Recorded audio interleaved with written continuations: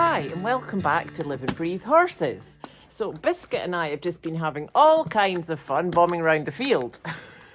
He's needing to lose some weight, seriously, so I thought let's get out in a bigger space.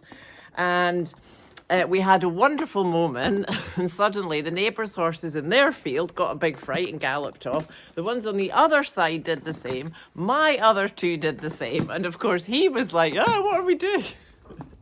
So that was a moment we had a huge amount of energy and power, and luckily, but also because we've practiced this so much, he knows how to send that energy back. So I can take that in my hand, do a little tweak, little vibration, and send it back around and use that energy.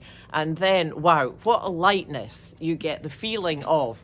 And it made me realise in our lightness series, I did not get around to doing the very important one about the first rule of everything, isn't it? Free forward movement, instantly, willingly.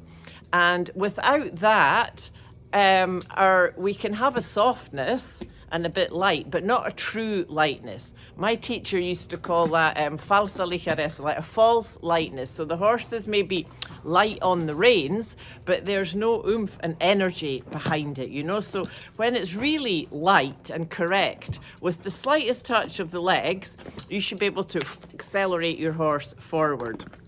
And of course, this is also so important in the basic training of the young horse. You know, that they really understand the leg and they will go with the lightest touch of the leg, you know.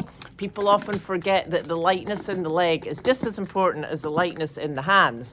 And if we have a heaviness with the leg, we can't have, that's going to come through into the hand, and it won't be truly light. So I thought it was a good moment to have a chat about that, as it's so important in every way, and always to go back to that basic and check on yourself with your horse. You know, what happens if you stand and go back to like we used to do in pony club games and really do a proper ready, steady, go?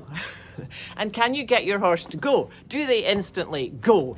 Can they instantly stop? Have you got an itchy head, Biscuit?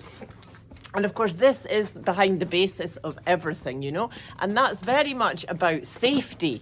So, you know, the time when the horse is, I saw somebody the other day and this horse napping at the gate and it didn't want to go and completely ignoring the legs. So, you know, you're stuck in that situation. If you haven't educated your horse to really listen to the leg, you're a bit stuck. And then when you can really go and stop and, you know, you've got them there, then you can get lightness because you can put them between the hand and leg. But it's practicing, always going back to practicing those two basics, you know, legs without hands, hands without legs, before we put them together. And that's how we little by little go building up the lightness, you know. And of course, you know, if we don't practice these things, the day that, like today, when all those horses took off and he wanted to go, you know, if I haven't practiced that and he doesn't know how to be sent off into a gallop and then I can pull him up, I would have been all over the place. We might even have got bucked off, or who knows what could have happened. So it's very, very important, you know, with the young horses. And it really is the base of everything, as we know. But do we practice it enough, you know? I'm a big fan of really practicing that, and especially with two students together, you know, and horses that are a bit lazy and they don't really want to go. Get them lined and really do ready, steady, go, go.